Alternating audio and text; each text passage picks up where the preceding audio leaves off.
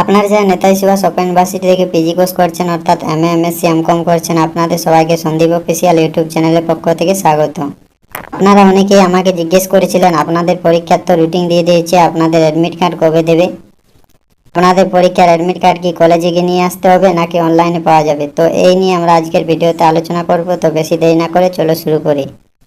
তো প্রথমে বলি যে আপনাদের যে অ্যাডমিট কার্ড সেটি কিন্তু অনলাইনে দেয় এবং বিগত বছরগুলো অনলাইনে দিয়েছে, তো সেই হিসেবে আমরা আশা করছি এই বছরও অনলাইনে অ্যাডমিট কার্ড দেওয়া হবে।